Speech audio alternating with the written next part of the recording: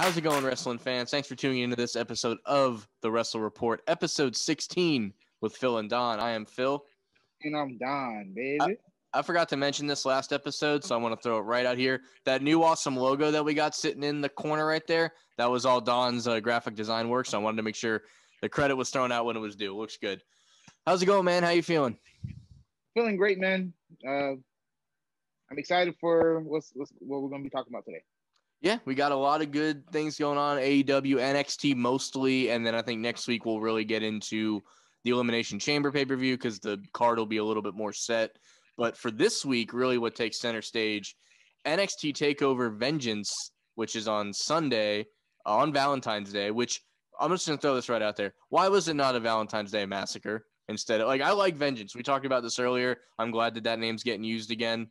I don't know, maybe I'm not allowed to use the word massacre anymore. That'd be my only guess. See, I was hoping for the same thing. I was waiting for the same time. St. Valentine's Day Massacre. I can't speak at all. I'm so sorry. I was hoping for that as well because it was perfect date. The 14th. Why not? Yeah, I botched the first take of the intro, so I set Don up for failure there. I don't normally do that, but we're gonna muscle through, and we're gonna be. It's been like a week and a half, and then before that, it had been like a month. So we're still shaking the rust off a little bit, but we're gonna get back to our normal schedule. You watch. Before we get to the NXT stuff, a lot happened on Dynamite. Really, the past 2 weeks.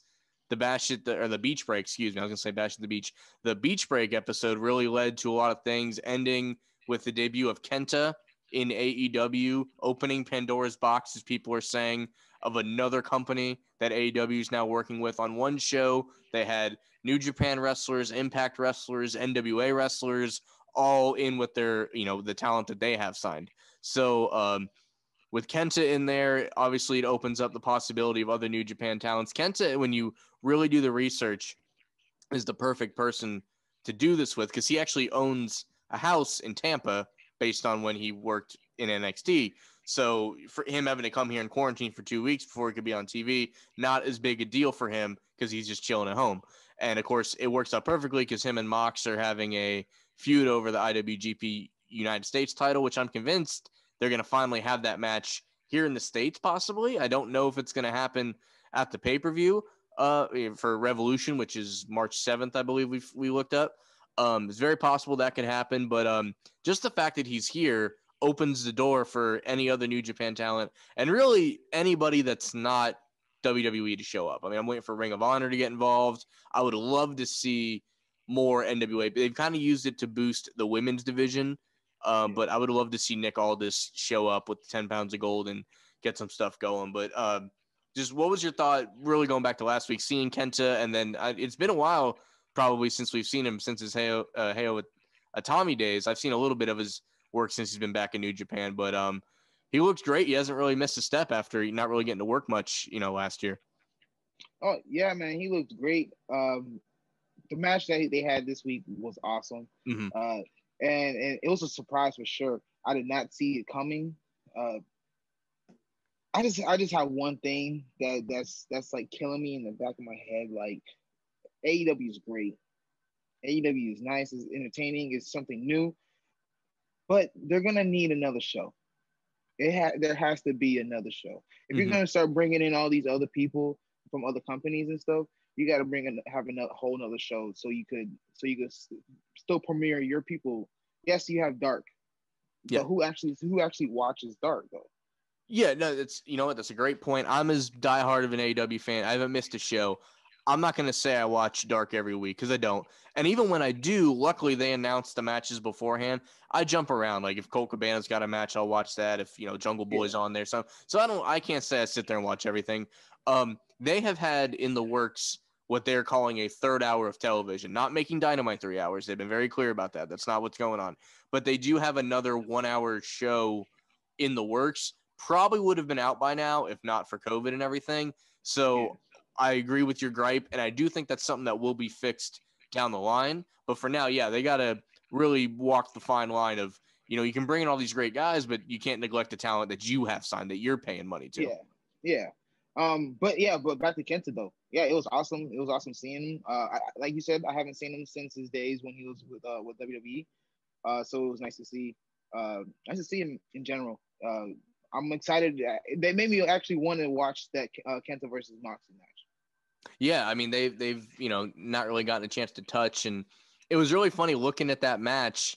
What was it? It was Moxley and Archer against Kenta and Omega. 3 of those 4 guys have been IWGP US champion. And then Kenta actually, I don't want to get into the full explanation because I'll probably butcher it, but Kenta essentially has a money in the bank for the US title, not in the sense that he can cash in at any moment, but like that's why he's getting to challenge Moxley now. So you got the current US champ, 2 other former US champs, including the first one, Kenny Omega was the first US champ, and then the guy gunning for the belt now. And I'm like, wow, what a spectacle to just see. And I mean, a lot of great stuff happened in that match. The diving foot stomp where the table didn't really break. It must have been like I don't know if you noticed, Japanese tables never break because they're like legit, poker tables almost. So I don't know if he brought one with him. I've heard actually like stories about that in Japan they use the actual real state of the art tables instead of like how WWE and how AEW uses the and it's not even normal wood tables. They're almost, I don't want to call them fiberglass. I don't know what the word is for them, but they're like you got to look them up. They're not a table you would see anywhere. They're like they go out of their way to make them harder tables. I don't know why, but so that happened. They teased an announcer table spot during this match, and that's when it hit me that nobody has ever gone through an AEW announce table because there's only the one up, where JR and all them sit. They usually destroy the timekeepers area, that's like the Spanish announce table for AEW. That gets messed up like every week. They fight into the back, and then obviously the highlight of the night, Jon Moxley literally potatoing Kenny Omega by throwing literal potatoes at him, and that was just hilarious to me. Yeah, I was like, man, starch punch. So the great match, and it almost didn't even matter that the bad guys won. It was probably for the best. I mean, this match was, and they actually built it up great too because it was an unsanctioned match. Why? Because Kenta doesn't work here. We can't have a real match. That's why it was no DQ. They didn't just throw it out there for the hell of it. It made perfect sense. So this match isn't actually showing up on guys like records per se. But no, I'd love to see, other guys show up, and somebody dropped a Jay White reference, so he's someone that might pop up at some point. That would be crazy to see. But you said it best. As excited as I can be about all these guys, I don't want to neglect the guys that are signed to AEW that are making AEW important and fun to watch every week. So you're right. Whenever that third hour of TV comes down the pipe, hopefully in the next 6 months, if I'm being cheerful about it, that's going to help a lot because you could almost do the New Japan stuff on that show, or even if you're going to spend 30-40 minutes of it here, then make that other show strictly your AEW feuds and stuff, because then you really have 3 shows, because then you have Dark for you treat it like Sunday Night Heat Velocity, which is what it was always meant to be. I don't think it was ever meant to push storylines, but it currently is. Every once in a while you miss some key points because, like we said, we don't watch Dark every single time. They move a lot of the women's storylines through Dark too. I've noticed that has a lot to do. I've noticed that too. But yeah, so when that third show finally comes, that's really going to help the balance, I think, for them. Another big thing that happened on AEW was Sammy Guevara leaving the Inner Circle. He, said a few months back, I think it was November, December, he said, if one more thing happens with MJF, I'm out. And, they got in one more tiff backstage, and Guevara punches MJF in the gut, and then he comes out with like taped ribs, like he got stabbed or something, which was hilarious. But he's like, no, that was it. That was the last thing. I'm out of here. I'm done. I have a theory about this, but before I get to it, I'll give you the floor. What'd you think of with Sammy Guevara walking out? This is a big deal. I mean, this is the first Dynamite ever ended with the forming of the Inner Circle. So for him to walk out, this is huge. I'm actually happy for him. I feel like Sammy Guevara doesn't need a team. I think he could actually prosper by himself. I think he will be great by himself because he's talented, charisma to the max. He's great. I always felt like he was the best one out of everyone. I mean, of course, you got Chris Jericho, but Chris Jericho was on his later years now. But I love Sammy Guevara. and I'm happy for him. I think this means that he's gonna become a babyface. Yeah. I just hope he doesn't bring back the panda stuff. Yeah. Yeah.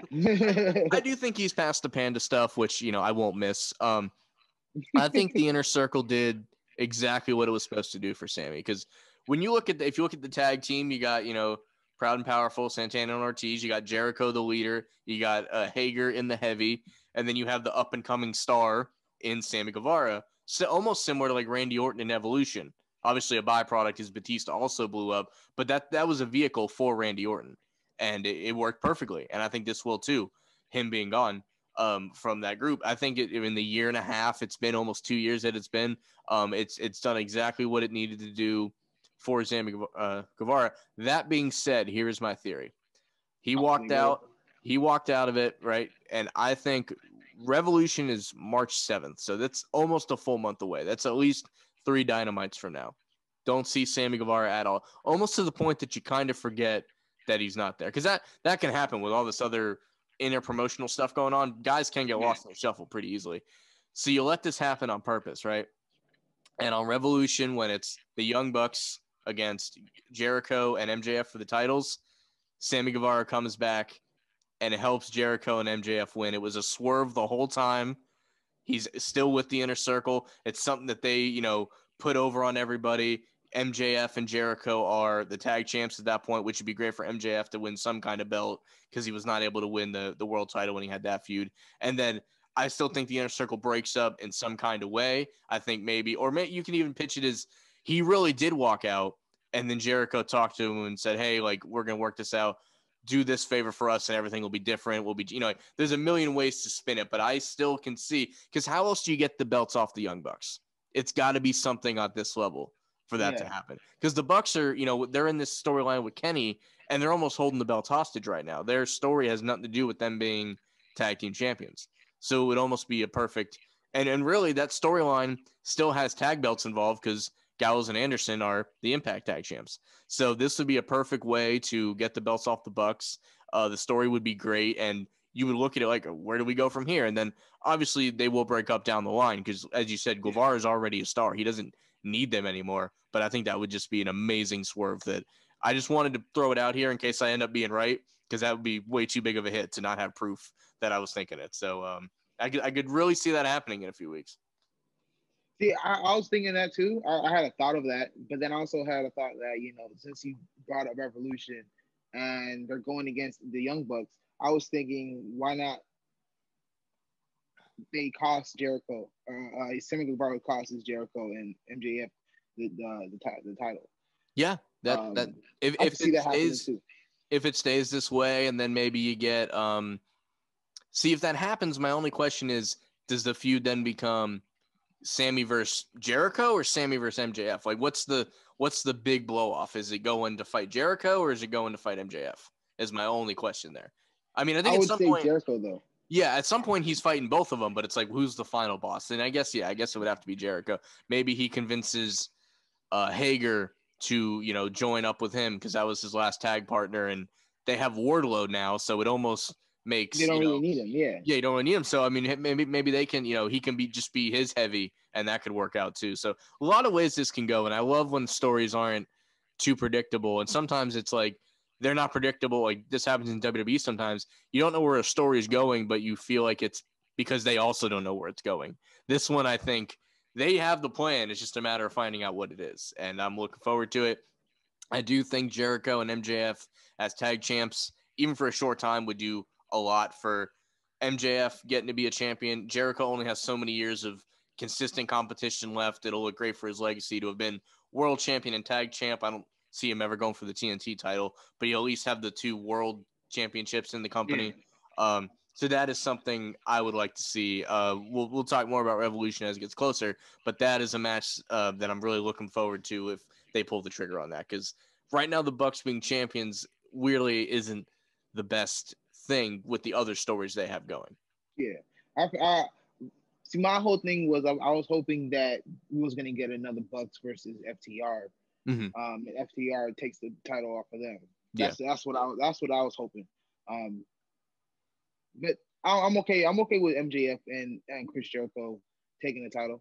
I would almost it'll do good for MJF for real, for sure. I would almost like for the rematch for FTR and Young Bucks to be maybe for a shot at the titles. Just let them go at it without the distraction of retaining or whatever. Just like give them a match, just let them go wild on the next pay-per-view or even one of the super. The first one was on pay-per-view. Maybe you just let them tear down the house in a match that's not for the belts on TV and let it really draw in viewers on TV. Pull a WCW where you had, Goldberg versus Hogan on free TV. Like give them this one time on Dynamite, and I think it would actually be. And again, you can make it for the winner gets a tag title shot or something at the next big show or whatever.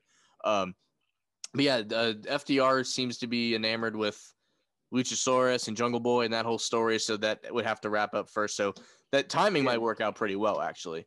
But yeah, that's the main points going on in AEW right now. We also have the Women's Championship Eliminator Tournament, where half the brackets in Japan, half the brackets in the United States. It kicked off this week. They had one match in the first round, so that's something that'll probably push the next couple weeks into a month, I'd say. So probably going to be a lot of good matches on that. I'm interested how the Japanese stuff looks. I don't know if they're just going to throw it on YouTube, and I don't mean that to dismiss that talent, but wherever that's being shot, it probably doesn't have like a TNT level production crew. Yeah. So you can't just throw it on Dynamite and bring down the quality of your show. They're probably going to end up on Dark or whatever, and then they'll just show like highlights on Dynamite. That's how I would have to handle that from a production standpoint. True. My only thing is I heard that it was supposed to commence at Revolution. Okay. So like you got to start putting more matches out there, unless they're doing most of the matches on Dark as well. Yeah, I mean, they're gonna have to do more than one match of the women's. I mean, maybe the US side will be on Dynamite, and Dark has like 16 matches some weeks, so I don't think they're gonna run out of room necessarily to do it. But yeah, if it's gonna be a Revolution, that only gives them like 3 weeks, so that means that stuff's really gonna pick up here in a little bit. Yeah, it has to. Yeah, so no, AEW's been great. It's hit. We don't really talk about the ratings anymore, but it did win in the ratings. I think I've seen since the shows have been going head to head, AEW has won. It was like 59-6, I think, or 56-9, one of those numbers.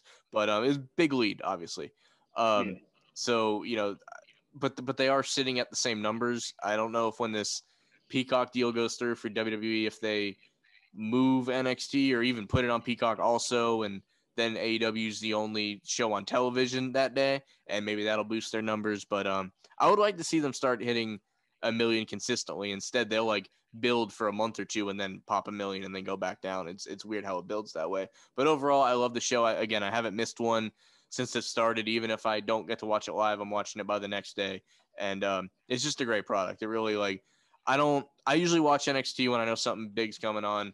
I really got to be bored to watch Raw. I'll be very honest with you. And then like we're recording this on Friday night. I'll probably throw on SmackDown when we're done recording just because it's on and it's Friday and I'm home. But AEW is really the only thing that I weekly look forward to, turning on as it starts every week. And I hope that continues because it's been a great product. You know, it's crazy. I'm completely opposite. Yeah. I watch it. I mean, I watch the highlights and stuff of AEW on Thursdays, and then I'll turn. But I'm mainly watching NXT on Wednesdays. Yeah. And I try my hardest to sit through Raw on Mondays. You're a trooper, bro. I don't know how you do it. I'll see you tweet about Raw, and I'm like, damn, he's really going through it, isn't he? But Friday nights, man. Friday nights is my night, man. I love SmackDown. SmackDown has been great, bro. The bits of SmackDown that I catch, I have enjoyed in general. Like I really don't sit through a lot of it. If it's not entertaining me, I got no problem turning it off. And usually if I remember and I turn it on, I'm usually sticking with it. If I turn it on around 9, I'll watch that whole second hour. Like if I remember to turn it on, it does usually stick with me. And then plus I got a lot of guys I like there too. Like that doesn't hurt. I mean, it sucks not being able to watch Raw because it's not good. Like I want to see what the Hurt Business are doing. I want to see what like Jeff Hardy is doing or whatever. And you just don't get to, you don't get to enjoy it really that much. All right. So that's our AEW stuff. And we will talk more about the main roster probably next week as we get closer to Elimination Chamber. So we'll leave that talk for next week. But this Sunday, Valentine's Day, not Valentine's Day Massacre, but NXT Takeover Vengeance. We worked a basketball game earlier in the weekend. We both mentioned how we love that they're bringing back these old retired pay-per-views for NXT. I hope this means we get No Mercy. I hope this means we get Unforgiven. I hope we get all these old names. But for this pay-per-view, or I still call it pay-per-view, you know what I mean? This takeover special. 2 Dusty Rhodes Classic finals, which I love the idea of having a women's one as well. I guess we'll start at the very beginning. So we also have a triple threat match for the NXT Women's Championship. You're gonna have to fill me in on some of this stuff. Io Shirai, Toni Storm, and Mercedes Mendez. Just hearing those names, I know Io's been champion for a while. I think it'd be pretty cool to see Toni Storm get the win there. I think that'd be a great push for her. But what's been going on? What do you see going on here? See, if Io, I feel like if Io wins, what they're gonna do is they want to have Raquel take the title off of her because she's actually the one that pinned her at War Games. Right. So it would make sense that she's the one that actually wins the title from her. I would love to see Toni Storm win. And I would like to see Mercedes Martinez win too. I just don't think it's time for Mercedes to win yet. Mm-hmm. But it's a toss up between Toni Storm and Io. But I still think Io's gonna win though at the end of the day. Yeah, I could see them waiting for if they're doing a takeover closer to Mania. Maybe that'd be the time she finally drops it. The women's Dusty Rhodes Tag Team Final. Interesting, and this just makes sense. The winning team will get a WWE Women's Tag Team title shot, which is obvious because there's only one set of those belts in the company. But that's great because if they're going to do this every year, that's like an automatic 2 female call-up whenever it happens because they're going to, even if they lose, they've then been on the main show. And we've seen, like I'm a big Ember Moon fan. I've mentioned it. You ever meet those people that play the same like lottery numbers every year or every time they play somebody's birthday, whatever? That's me during the Royal Rumble with Ember Moon. I'm always like, oh, this is the year. She never gets close, but I've always been a big fan of Ember Moon. So I would love to see her and Shotzi get this win. And then, they've both been in NXT for a good amount of time. Dakota Kai and Raquel also have been, but like this is a great built-in way to elevate female talent to the main roster, regardless of who wins. But I would like to see Ember and Shotzi. I don't know how realistic that is, but that's what I would like to see. See, I'm okay with whoever wins, to be honest with you, with this match too, because I love both teams. But if I had to pick one, I would say I would rather Raquel and Dakota win. Mm-hmm. Just because they actually is like a tag team. Shotzi and Ember Moon just happened to got put together. Mm-hmm. So I would love to see Raquel and Dakota win the thing. There's perfect logic in that happens with a lot of these tournaments, but something about the Dusty Classic, as it started really with the men's, they have had probably the same amount of thrown together teams win as. Like, I think the first champs were Finn and Samoa Joe, and then we've had Aleister Black and Ricochet, and then we've had like FTR and Viking Raiders and like real teams winning in between those. But it's not out of the realm of possibility for a thrown together team to win. So that would be helpful. And plus, I have a theory actually as well because if you know that Lana and Naomi are going to go against Nia Jax and Shayna. Okay, yeah. So they're going to be going against each other, I guess, at elimination chambers. Mm-hmm. So I see Lana and Naomi winning that, and then having Dakota and Raquel take the titles off of Naomi and Lana. Even though it sucks because I love Naomi, I love her to death, but I could see that actually happening. All right, I'd kind of forgot about this. I don't know how, but you mentioned them, so we got to bring it up. The Nia Jax thing on Raw. So I kept seeing the like still of it and people just quoting it, and I'm like, I have to go see the like how was it said kind of thing, and like. I don't know. Someone must have put her up to that because, like that, it made no sense in the context of, and then Lana throwing it through the table. But my hashtag my hole was trending on Twitter that day, and they're like, oh my god, that was ridiculous. That is what we've come to. That was the most important thing on Raw in a month, which is sad but entertaining at the same time. Crazy, man. All right, so the men's Dusty Rhodes final. You got to talk to me for a minute. So I'm not a huge. I watch Impact here and there. It's on Tuesday. If I know something big's going on, I'll check it out. MSK, I know them as the Rascals from Impact. They had different names. I know one of them was Zachary Wentz, and then I honestly forget because they've changed their names. And I don't mind the name Nash Carter, but Wesley just sounds like they didn't put enough thought into it. But talk to me about how have they been? I mean, they made it to the finals of this, so that kind of helps. But I don't know if you've seen them prior to this, but I knew those guys were good, and them leaving Impact was a pretty big deal. What have you thought in the month and a half or so that they've been on NXT? Well, I didn't really know about them. Mm-hmm. I had actually looked them up. They were actually really, really, really good in their first match against. They beat Swerve and Jake Atlas at first. That was the first match they won, and it was a fantastic match. They got some crazy tag team moves that are fire. That both athletic. They're really good. They're actually pretty good on the mic as well. Mm-hmm.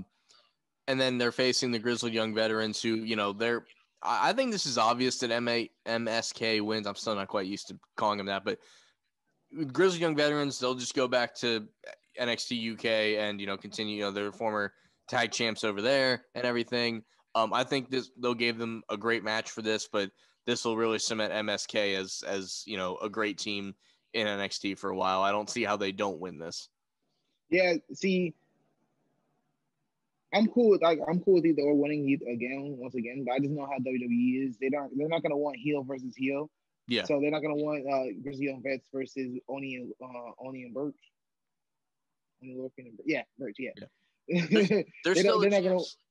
Yeah. I mean, it's funny. I figured when Pat McAfee wasn't on TV anymore, they would have kind of done away with that, but they've been trucking along even without him, I guess. I got something about that. Yeah. Okay. Yeah, there was some talk on McAfee's show today. Somebody asked him about, when he's coming back, and he said nothing without saying anything.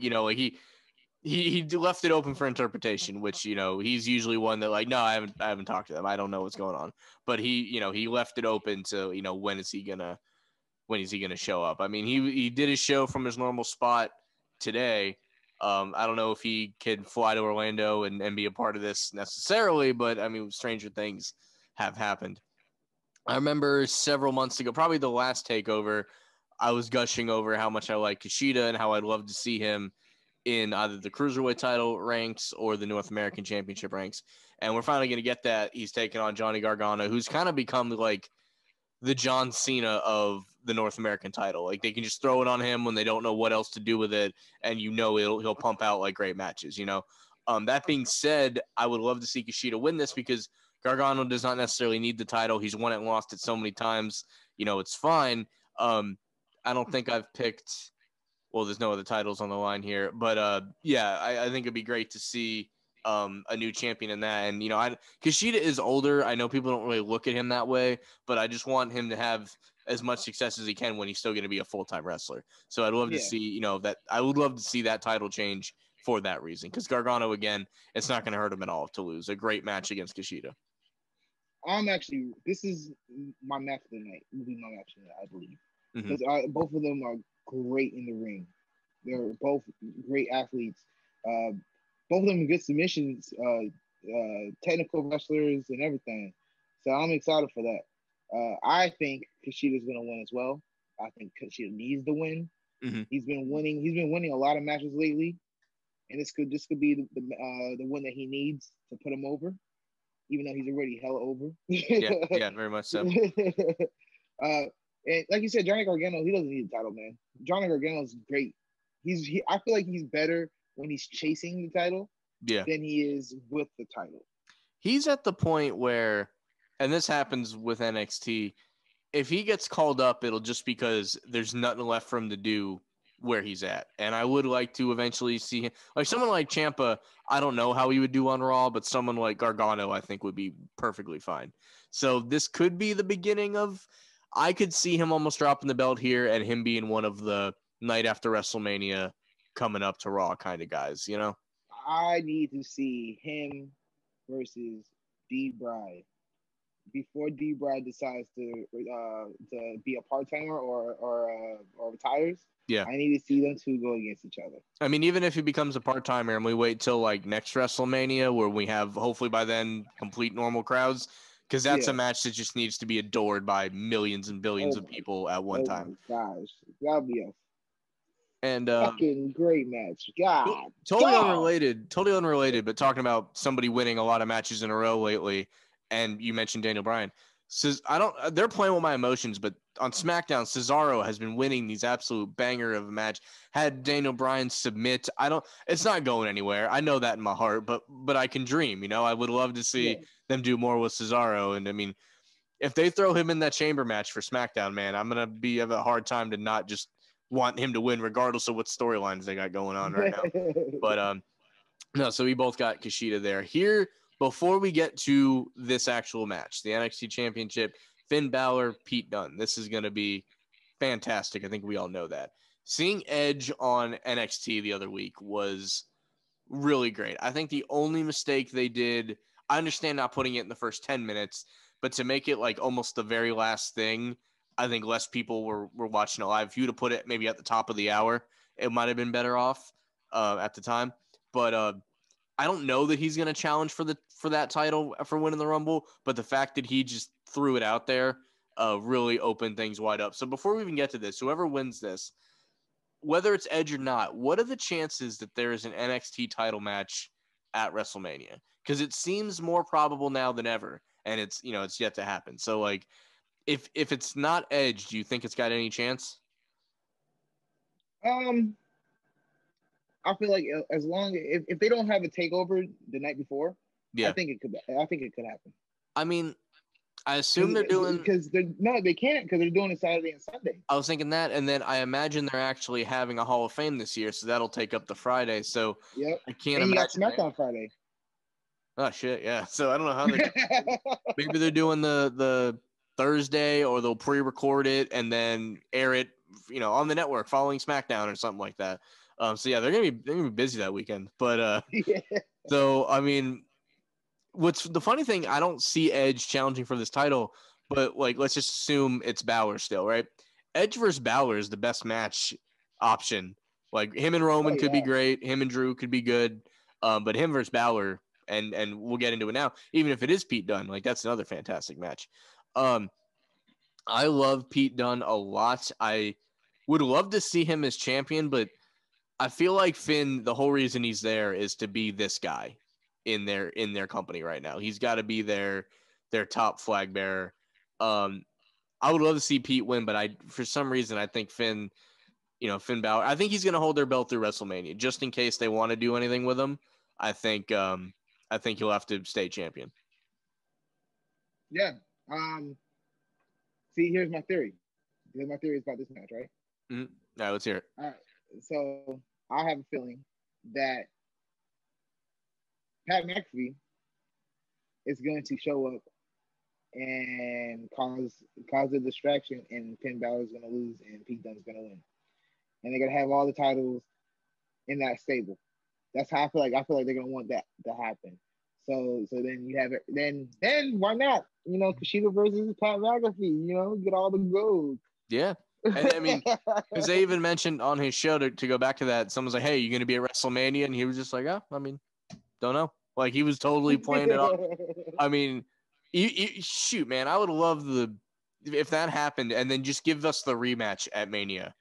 That way, McAfee could be in front of a crowd. Which the performances that he put in the no crowd era, he deserves to be a manager at Mania. Oh, yeah, and just if they can let Gronk run in there and do what he did at the Mania that I was at, like man, even if it's they do a similar thing, I'm hoping between the two nights they're gonna have the Memorial Battle Royal and put Pete Dunne in there and then have McAfee help him win that even, but like McAfee and Dunn in that capacity need to be a part of Mania one way or another.